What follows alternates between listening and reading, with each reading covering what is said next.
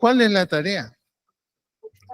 Nuestra tarea está en Mateo 28, 19, muy conocido.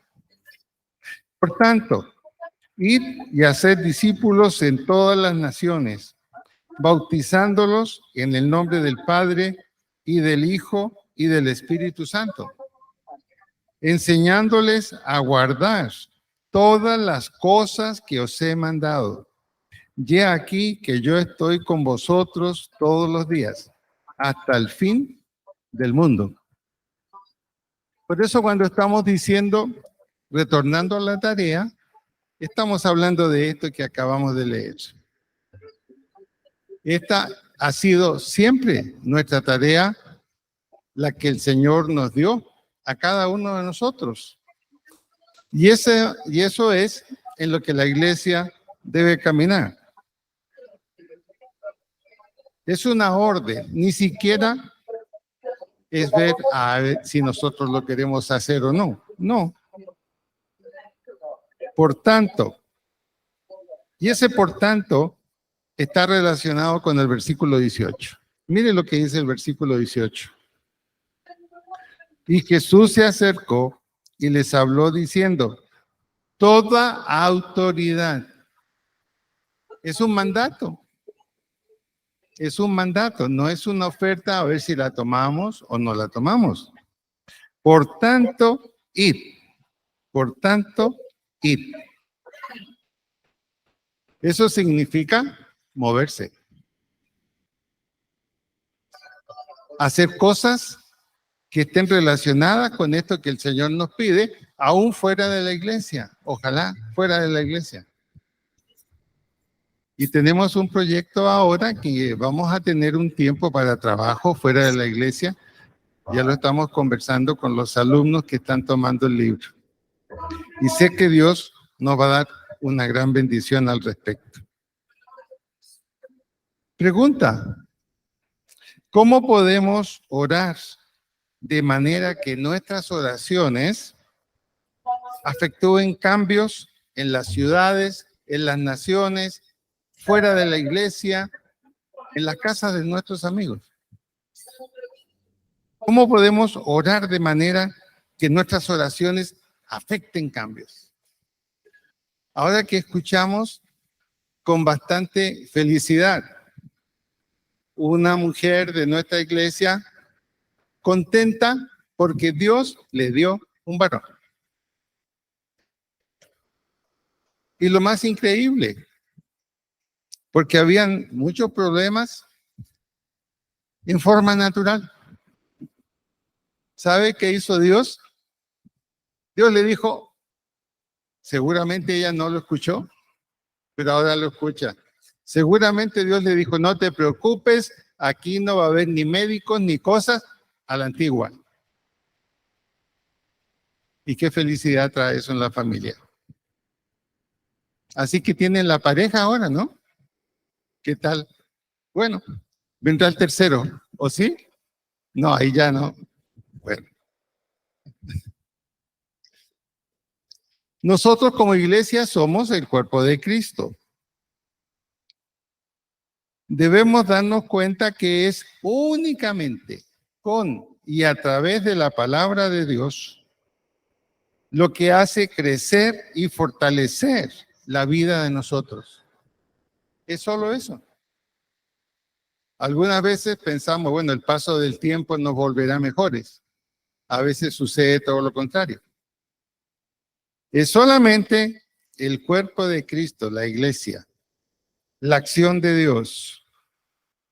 Ahora, la palabra de Dios crecerá y prevalecerá sobre cualquier circunstancia, sobre cualquier enemigo, sobre cualquier fuerza del diablo en la vida de cualquier persona o en cualquier nación. A veces muchos problemas que estamos sufriendo no son problemas que tienen que ver con algo que no hemos hecho o con algo en lo cual hemos fallado. No, a Satanás le encanta divertirse haciendo que las cosas que iban bien de repente vayan mal. Esa es la tarea de él. es el enemigo de Dios y por tanto el enemigo nuestro. Por lo tanto, entonces, tenemos que estar seguros en la iglesia y fuera de ella, que únicamente la palabra de Dios es la que hace crecer, la que fortalece y prevalece en la vida de nosotros. En segundo lugar, la palabra de Dios crecerá y prevalecerá sobre cualquier circunstancia, sobre cualquier enemigo o fuerza del diablo en la vida de cualquier persona o en cualquiera nación. ¿Qué necesita nuestra nación? ¿Qué necesita Colombia? Ser liberada de varias cosas. Ser liberada de varias cosas. A mí me llamó la atención algo que pasó anteayer. Siempre estoy viendo yo los informes que uno los ve en el teléfono. Y estaban hablando acerca del presidente. Y decían, estamos felices si usted escribe algún comentario. Y hubieron más de 70 comentarios. Decían, ¿qué le diría al presidente si pudiera enviar un comentario? Y yo dije, ¿escribo o no escribo? Escribo, dije. Entonces yo puse el siguiente comentario que decía así: señor presidente, dé un paso de honor muy favorable. Renuncie y tome el tiempo para que el 2026, con más experiencia, nuevamente usted se presente. Eso estaba al final de todo. Era el último. Y de repente veo que y lo ponen como primero y le hacen así. Y yo me quedé pensando, ¿será que el presidente tomó en serio eso? Porque realmente los expertos dicen que esa es una salida honorable. Me quedé pensando y orando por él, a ver qué es lo que el Señor terminará por hacer.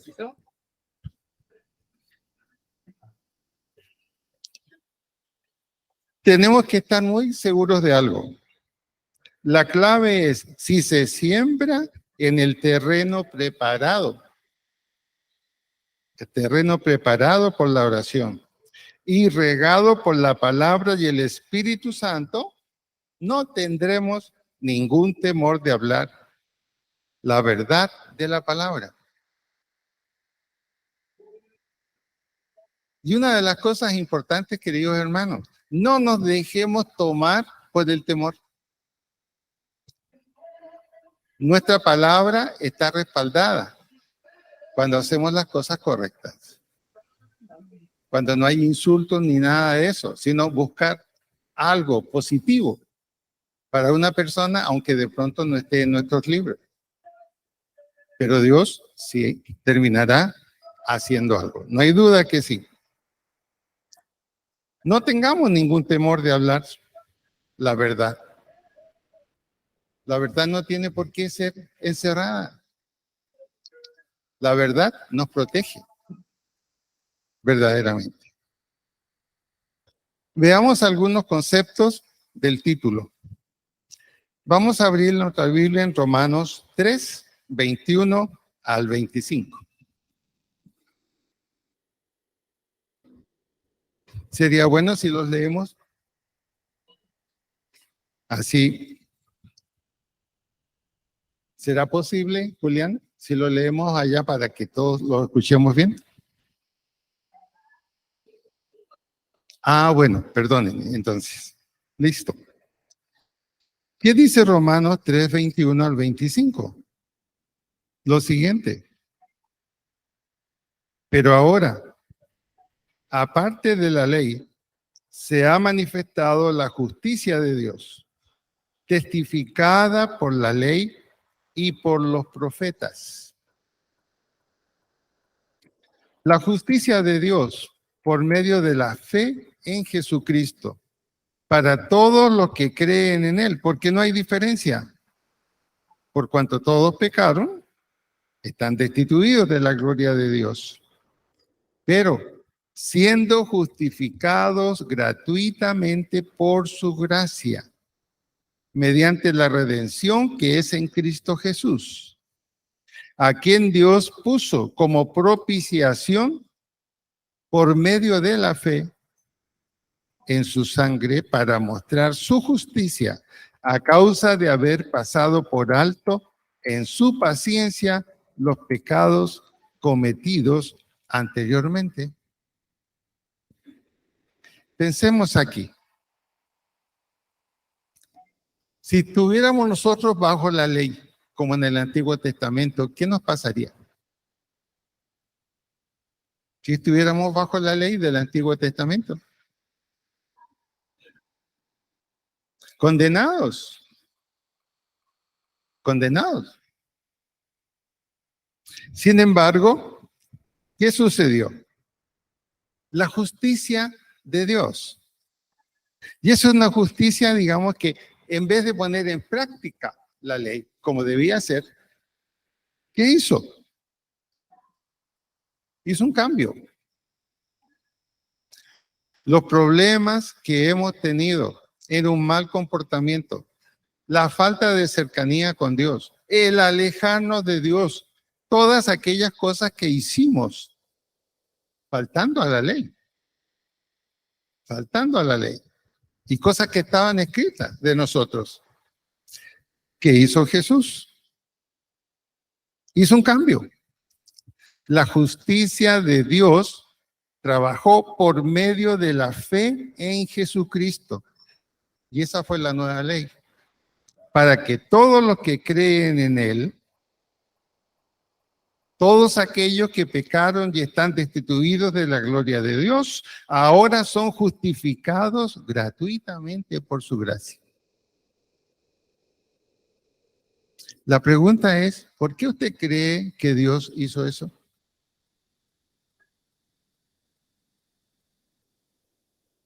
Cuando a nosotros nos hacen un daño, estamos dispuestos a no usar la ley y usar lo mismo que hizo Jesús, el perdón, y abrir una puerta para el que nos hizo daño, se sane, se cure.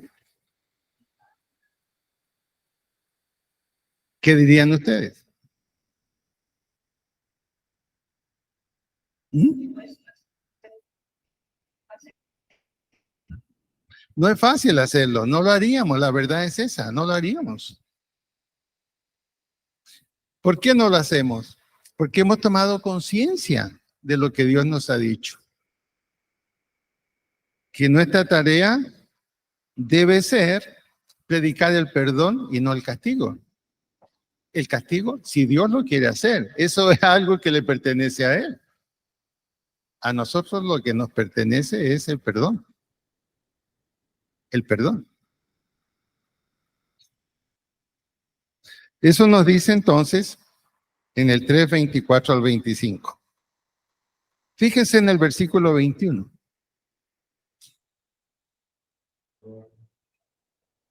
El versículo 21, el 3:21, subraya el contraste entre la revelación de la ira de Dios a través de la ley y la revelación de la justicia de Dios. Realmente uno no entiende hasta dónde llega el amor de Dios por nosotros. Teniendo toda la razón en actuar, prefiere siempre dar una segunda oportunidad. Lo importante es que no desaprovechemos esa oportunidad, porque nosotros siempre de alguna manera reconocemos la acusación de la ley y que la ley siempre nos recuerda, mira lo que hiciste, acuérdate. Parece que se pasó por alto o que ya nadie se preocupó, pero fue hecho. ¿Y cómo saco esa idea de mi mente? Que descanso en el perdón y en la obra de Dios que Él preparó para mí. La justicia de Dios ahora se recibe por medio de la fe en Jesucristo. No hay otra manera. Para todos los que creen en Él. Y no hay ninguna diferencia. Hombre, mujer, rico, pobre, etcétera. Para todo aquel que la desee. Por eso, también dice aquí más abajo de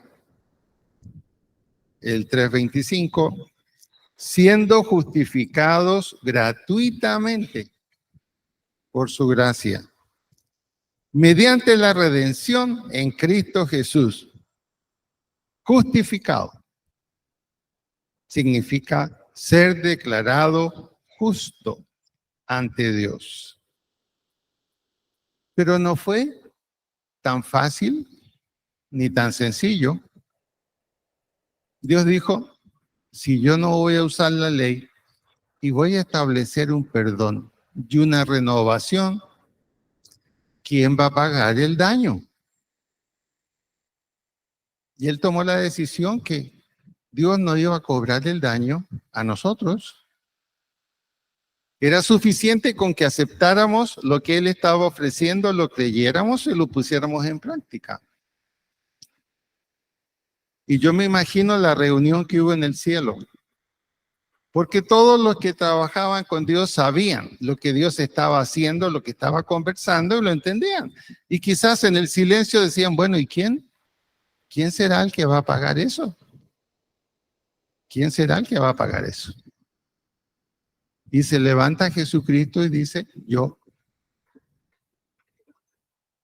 Pero le dicen, así como tú estás, no puedes ir así.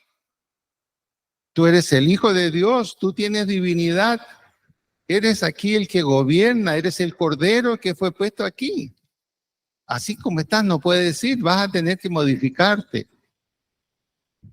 Y Jesús dijo, yo sé, tengo que transformarme como un hombre de la tierra, con todos sus problemas, con todas sus debilidades y con todos sus sufrimientos. Pero estoy dispuesto a hacerlo. ¿Se imaginan lo que significa bajarse de una silla de rey? Viajar en los aéreos que tenemos acá, después que no necesitaba ni avión para viajar. Y se viene. Y le conocemos. Y nos preguntamos, ¿por qué Dios hizo ese sacrificio? Yo creo que usted no lo haría ni yo haría de poner a mi hijo en una situación así. ¿Entendemos el amor de Dios hasta dónde llegó? Por eso que lo mínimo que tenemos que hacer es creerlo, respetarlo y hacerlo. Y si fallamos, pedir perdón. Nadie haría eso por nosotros. Por eso que Jesús es nuestra propiciación. Así lo dice en el 3:25 también. ¿Qué significa la palabra propiciación? Es bien importante esa palabra. En el Antiguo Testamento se usaba mucho la propiciación. ¿Y qué significaba la propiciación? Era que el que había pecado, el que había faltado a la ley, ¿qué tenía que hacer? Tenía que apaciguar la ira divina. Tenía que apaciguarla. ¿Y cómo? ¿Por medio de una ofrenda o por medio de un sacrificio? A nosotros no se nos pidió nada de eso. No fue necesario para nosotros hacerlo. Pero en el Antiguo Testamento, eso era la propiciación. Eso era. Si no hacía eso, no era declarado justo. Seguía en su pecado y seguía bajo la ley, por pagando lo que había hecho. Así que Jesús fue el sacrificio. Jesús fue el sacrificio. En Romanos 6:23, ¿qué sucede? Ahí se nos dice, ¿qué sucede cuando no se tiene a Cristo en la vida? ¿Qué sucede si no tenemos a Cristo en la vida o alguien que no tenga a Cristo en la vida? ¿Qué sucede? Está muerto para Dios, no existe en los libros. Está muerto para Dios. En cambio, habiendo aceptado lo que Dios nos ofrece, el perdón, la fe, el confiar en Él y seguir lo que Él nos pide hacer, nos da vida. Esa es la diferencia entre estar vivo y estar muerto.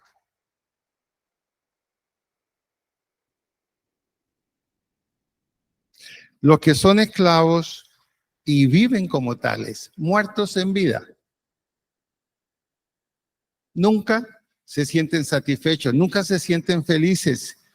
Siempre encuentran que algo les falta. Pueden estar en los mejores lugares sentados, pero no hayan cómo irse. Algo les sucede. Podríamos llamarlos son los muertos en vida. No hay nada que los conforte, no hay nada que les llame la atención. Solamente piensan y recuerdan, y generalmente cosas que no son positivas. Son como esclavos, dice la Biblia. Son como esclavos y viven como tales. ¿Por qué? Se inclinan siempre ante lo que los domina. Nunca levantan la cabeza. Se inclinan siempre ante lo que los domina. Sus malas ideas, las cosas malas que hacen. No pueden detenerse. Se inclinan y lo realizan. ¿Y qué sucede? Si se obedece el mandato del pecado, este entonces se vuelve nuestro amo. Conduce a la muerte espiritual, no a la muerte física, a la muerte espiritual. Seguimos vivos, pero seguimos dándonos cuenta que nuestra vida muchas veces es casi una porquería, que no vale la pena vivirla. Solución, el suicidio. ¿Sabe usted cuántos jóvenes se han suicidado cada mes? 85 a 90.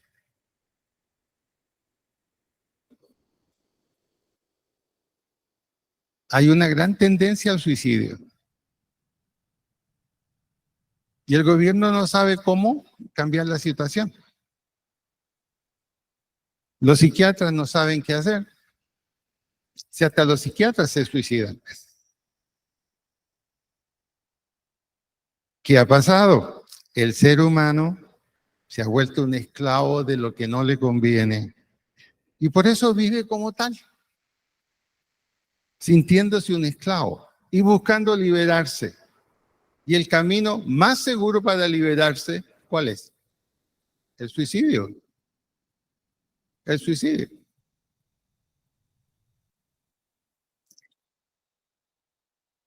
Ahora, si obedecemos el mandato del pecado, ese se transforma en nuestro amo y no nos va a soltar. No nos va a soltar. Y este amo, lentamente, al ayudarnos en una vida que no vale la pena, lo conduce a uno a la muerte espiritual. Ese es el primer paso. Empezamos a desconocer que Dios es importante, empezamos a desconocer la verdad de la Biblia, empezamos a desconocer que tenemos que hacer aquellas cosas en la vida cristiana que a veces nos parecen tan pequeñas y que podemos pasar por encima de ellas.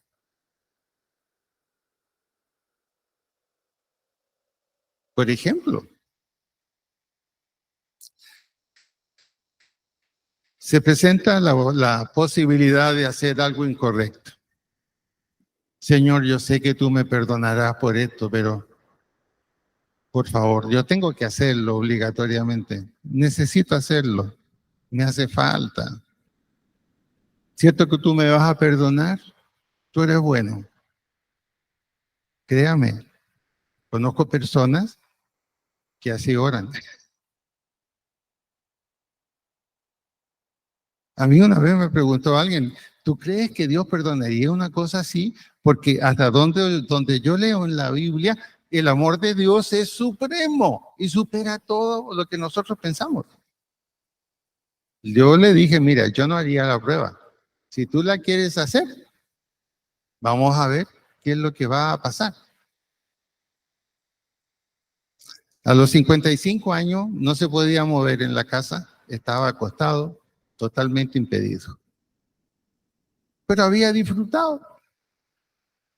Cuando hablamos le dije, bueno, por lo menos sigue viendo las fotos o las cartas que te mandaron, sigue disfrutando. No seas malo. Me dijo. No, no soy malo, soy bueno. Te recuerdo que tienes que hacer algo todavía antes que el Señor te lleve. Y oramos y pidió perdón. Eso es la vida humana. Esa es la vida humana. Por eso somos solicitados, se nos pide, se nos empuja un poquito con el amor de Dios, que si obedecemos el mandato de la justicia, la oferta de Dios, si nos sometemos a ella, entonces vamos a experimentar la verdadera vida. Veámoslos en Romanos 6:11. Dice así, Romanos 6:11. Así también, vosotros, consideraos muertos al pecado, pero vivos para Dios en Cristo Jesús, Señor nuestro. Eso es lo que Dios nos pide. Tomen una decisión. Eso es una decisión. Y no es fácil, porque no nos digamos mentiras. Hay cosas pecaminosas que son excelentes. Creo que algunos se ríen, es cierto, ¿no? Y Dios nos dice, cuidado, ahí no, ahí no.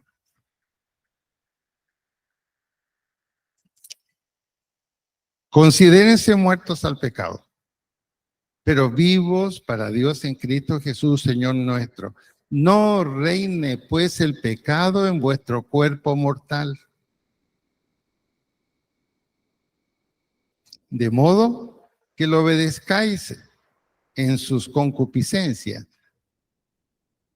el llevarnos al mal. Esas son las concupiscencias, el mal. No reine pues el pecado en vuestro cuerpo mortal, ni tampoco presentéis vuestros miembros al pecado como instrumentos de iniquidad, sino presentaos vosotros mismos a Dios como vivos de entre los muertos y vuestros miembros. Conversando con unos amigos que yo tenía antes, donde yo estudiaba, estábamos hablando del problema LGTBI. Y dos de ellos habían cambiado sexo. Y ellos algún día estuvieron en alguna iglesia. Y yo les dije, ¿qué piensan de esto que dice aquí? Fíjense bien. Considerados muertos al pecado, pero vivos para Dios en Cristo Jesús, Señor nuestro. No reine pues el pecado en vuestro cuerpo mortal, de modo que lo obedezcáis en sus concupiscencias. Yo dije, estos se van a enojar conmigo. Me van a decir, ¿qué te metes en nuestra vida? Pero se quedaron en silencio. Y eran jóvenes. 21, 22, 23 años en esa época teníamos. Y después más tarde ellos estaban igual. Y uno me dijo, ¿y qué hacemos? No puedo yo cambiar de lo que soy ahora.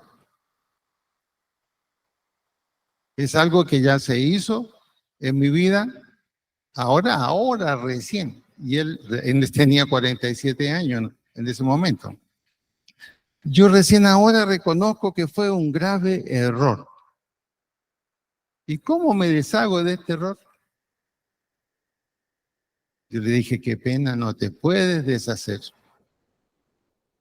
Lo que hiciste no se puede deshacer. Y aprovechamos de hablar de lo que está pasando con muchos jóvenes que hicieron eso y que ahora van y exigen, por favor, yo quiero una terapia de cambio, de recambio, quiero volver a ser como era antes. Y la triste respuesta es, no se puede. Ya tomó la decisión, no se puede. Terminamos hablando acerca de lo único que basta hacer aquí. Entreguen su vida. ¿Cómo está? Entréguenla al Señor. Quizás Dios no les va a cambiar ni les va a dar otra vez como eran antes, pero van a tener la certeza que espiritualmente ya cambiaron. Pero es triste. Y eso es lo que, no sé si ustedes se dan cuenta, lo vemos al lado nuestro. Eso está sucediendo al lado nuestro.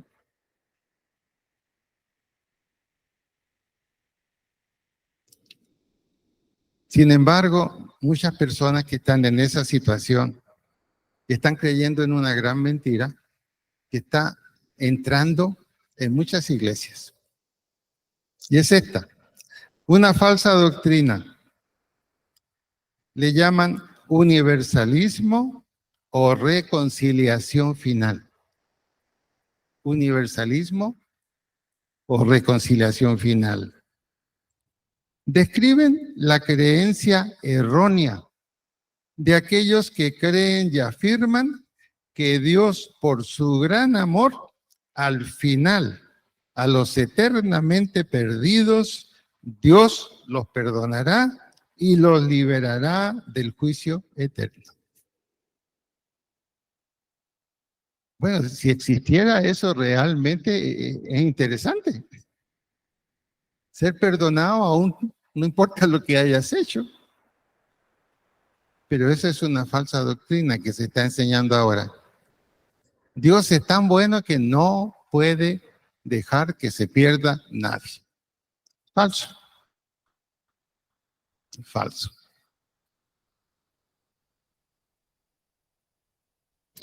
Nos encontramos entonces hoy frente a una realidad que es muy complicada. Se evita la verdad. Se evitan los pasos correctos.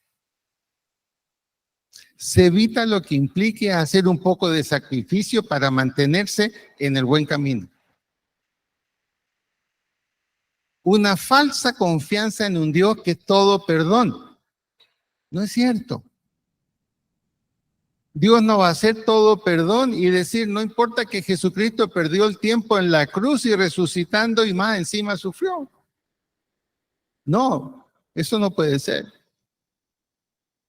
Si lo hemos pensado, estamos engañados y estamos equivocados. Por eso yo lo llamé, estos recuerdos que estamos haciendo, retomando la tarea. Retomar lo que debemos hacer, retomar lo que debemos tener, retomar cómo debemos conducirnos y retomar la tarea de que otros también se pongan felices con un cambio. Fíjense lo que significa la llegada de un niño, felicidad. Pero ¿creen ustedes que en un hogar donde hay problemas, donde hay luchas, donde no hay tranquilidad, donde no hay amor, donde no está el Señor, valdrá la pena que llegue un nuevo habitante allí? Yo creo que no. Yo creo que no. Por eso el Señor nos está llamando a tomar lo que nos queda de vida en serio. A tomarlo en serio. Y yo diría, No dejes para mañana lo que puedes hacer hoy. Si Dios te muestra algo en cuanto a que tienes que hacer, un cambio, o mirar las cosas de otra manera, no pierdas tiempo. Hazlo, hazlo. Y por último, quiero compartirles esto también. ¿Es suficiente para ser salvo la oración de fe? La respuesta es no. Pero también es sí. Son las dos cosas. ¿Por qué puede ser sí?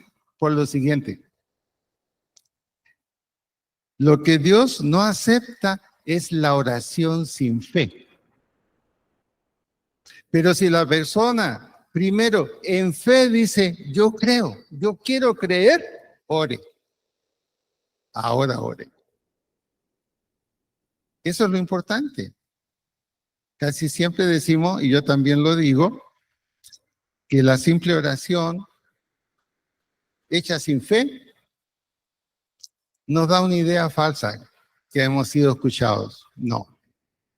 Pero ¿cómo podemos saber que la persona con la que estamos hablando actuó en fe? ¿Cómo lo podemos saber? ¿Mm? Para poderlo saber, tenemos que mantenernos un pequeño tiempo al lado de él. No dejarlo solo. ¿Por qué razón? Dice la Biblia que cuando ponemos buena semilla en buena tierra, es justamente allí donde va el diablo a moverla toda. Esa es nuestra tarea, hermano. ¿Y cómo te fue después que hablamos y oramos? Me siento más tranquilo, me siento mejor. No se confíe. Nos vemos mañana y vamos a orar otra vez con él. Esto es retomando la tarea. ¿Estamos dispuestos a retomar la tarea? Los que estemos dispuestos, bueno, vamos a orar. Vamos a ponernos de pie para orar.